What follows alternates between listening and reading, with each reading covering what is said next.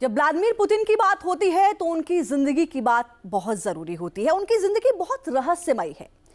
ये पहेली आज की नहीं बल्कि सालों पुरानी है। दुनिया के सबसे शक्तिशाली राष्ट्रपति पुतिन हमेशा से केजीबी में शामिल होना चाहते थे। खुली आंखों से केजीबी एजेंट बनने का सपना देखा करते थे और एक दिन ये सपना साकार हो गया। केजीबी एजेंट एक दिन रूस के राष्ट्रपति बन गए। कैसे ये पूरा सफर तय हुआ, रिपोर्ट से समझिए।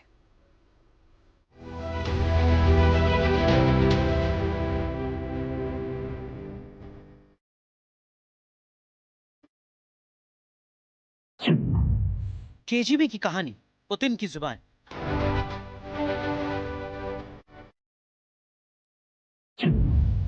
जासूसी में महारत, दुश्मनों में दहशत।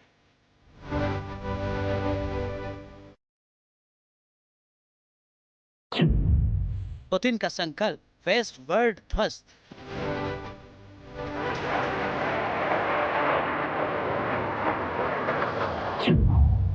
जासूसों का दरबार, पैंथर की सरकार।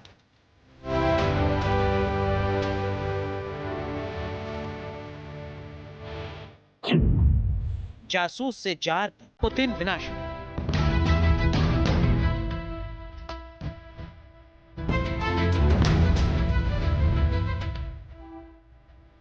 जिनके एक इशारे पर वॉरजोन की फिजा बदल जाती है, वो व्लादिमीर पुतिन।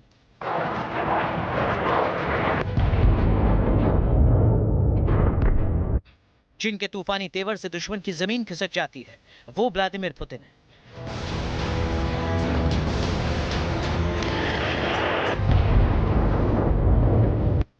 जिनके नाम से वेस्टवर्ल्ड की रूह कांप उठती है, वो व्लादिमीर पुतिन।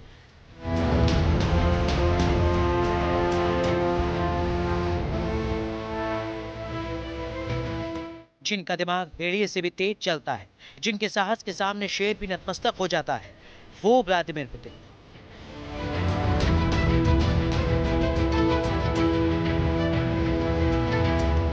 व्लादिमीर पुतिन, जिन्होंने 3.5 साल से यूक्रेन की धरती को आग का गोला बना रखा है।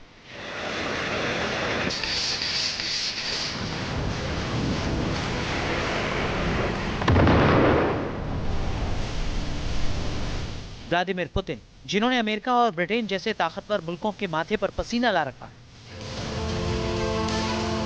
इसीलिए रूस का बच्चा बच्चा पुतिन के नाम की माला जपता है, क्योंकि यूं ही नहीं कोई व्लादिमीर पुतिन बन जाता है।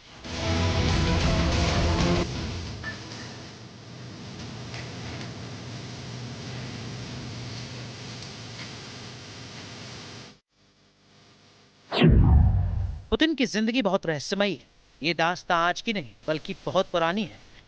ये सीधे सीधे केजीबी से जुड़ती है। दरअसल पुतिन का बचपन बहुत गरीबी और मुफलिसी में गुजरा। हालात ने कई बार घुटने टेकने पर मजबूर किया, लेकिन पुतिन ने घुटने नहीं टेके, कभी हार नहीं मानी, बल्कि चुनौती को ही चैलेंज कर दिया। जोखिम उठाने की यही क्षमता पुतिन को ताकतवर बनाती चली गई और टैक्सी ड्राइवर से केजीबी का सुपर एजेंट बना गई।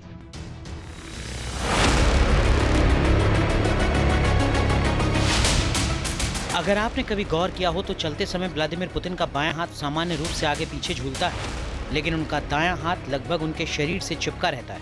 वो स्थिर रहता है, मानो किसी अदृश्य वस्तु को पकड़े हुए हो। इसे विशेषज्ञों ने गनलिंगर गेट यानी बंदूकधारी की चाल नाम दिया है।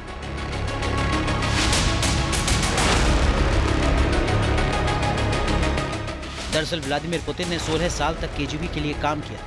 केजीबी एजेंट्स को एक खास तरह की ट्रेनिंग दी जाती थी। दावा है कि उसी ट्रेनिंग का असर है।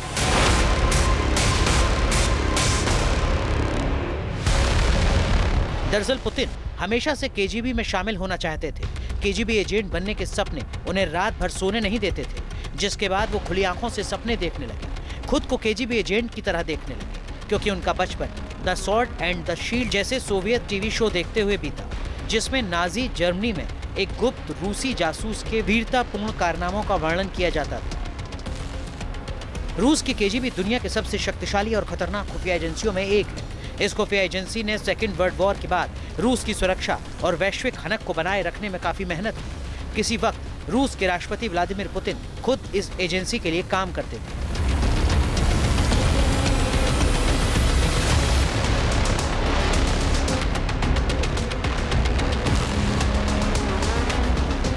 कई वैश्विक मामलों और मसलों को लेकर जब बात होती है तो केजीबी का नाम सामने आता है, चाहे मौजूदा वक्त में यूक्रेन का मामला हो या अमेरिका में राष्ट्रपति चुनाव का, अफगानिस्तान से जुड़े मुद्दे हो या यूरोपीय संघ से जुड़े देशों के, हर मामले में केजीबी की चर्चा जरूर होती है, क्योंकि वर्ल्ड पॉलिटिक्स में केजीबी की अप्रत्यक्ष दखल होती है।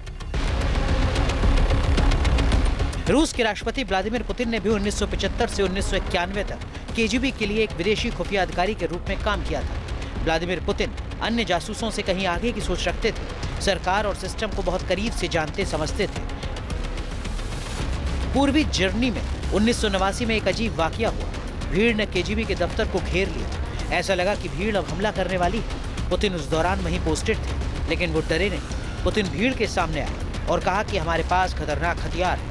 पुतिन की बातों में वो एहसास था जिसने भीड़ को डरा दिया और भीड़ वहां से चली गई। इसके बाद पुतिन का डर हमेशा हमेशा के लिए खत्म हो गया। पुतिन की बहादुरी रूस में चर्चा का विषय बन गई। जर्मनी में केजीबी के दफ्तर पर हुए हमले ने पुतिन को सिखाया कि कभी भी खुद को कमजोर दिखाना नहीं चाहिए। हालांकि पुतिन के झांसा देने से पहले ही उन्होंने रेड आर्मी की टैंक यूनिट को मदद के लिए बुला लिया था, लेकिन रेड आर्मी ने पुतिन से कहा कि बिना मॉस्को की इजाजत के हम कुछ नहीं करेंगे, और मॉस्को चुप है। बस इसी घटना ने पुतिन की सोच को विस्तार दिया। पुतिन ने ठान लिया कि सिर्फ केजीबी एजेंट बनने से सोवियत को मजबूत नहीं किया जा सकता, सत्ता संभालने पर ही रूस का डंका बज सकता है, महान सोवियत का संकल्प पूरा हो सकता है। बाद में जब पुतिन खुद क्रेमलिन पहुंचे तो तय किया कि मॉस्को चुप नहीं रहेगा। इसीलिए पुतिन का रूस अब चुप नहीं रहता, वो हर वैश्विक मुद्दे पर प्रतिक्रिया देता है। वो ईरान, सीरिया, वेनेजुएला और उत्तर कोरिया का साथ देता है, जो कट्टर पश्चिम विरोधी देश रहे। यही वजह है कि सत्ता में आने के बाद पुतिन ने वही मॉडल अपनाया जो उन्होंने केजीबी में रहने के दौरान सीखा था: नियंत्रण, अनुशासन और डर का संतुलित उपयोग। इसीलिए रूस में अब आलोचकों के लिए जगह नहीं। इससे रूस में यह संदेश गया कि क्रेमलिन में सिर्फ एक ही नेता के लिए जगह है, और वो हैं व्लादिमीर पुतिन। पुतिन ने एक ऐसा सिस्टम विकसित किया जिसमें देश की राजनीति, सिक्योरिटी और कारोबार सभी क्रेमलिन से ही संचालित होते हैं। पुतिन अब रूस के सबसे ताकतवर नेता है, जो खुलकर नाटो के खिलाफ खड़ा है, जो सोवियत संघ की महानता दोबारा स्थापित करना चाहते हैं। पुतिन के इस संकल्प पर रूस की जनता को पूरा भरोसा है। वो इस बात पर फख्र करते हैं कि उनका नेता अमेरिका को चुनौती देता है, नाटो को वक्त वक्त पर उसकी औकात दिखाता है, दुश्मनों की धमकियों को ठेंगे पर रखता है। पुतिन कभी नहीं झुकता, इसीलिए यूं ही नहीं कोई पुतिन बनता। Team news nation.